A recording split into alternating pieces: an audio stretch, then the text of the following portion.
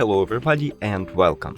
In this video I will show you how to pair your HUAWEI FreeBuds 6i to your Android device.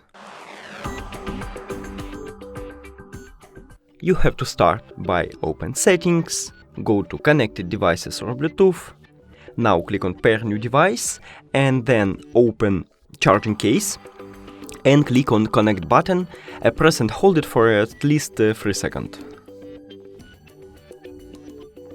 We can see a flashing LED light, so it's mean that we have it. So click on your HUAWEI Buds, pair, and that's it.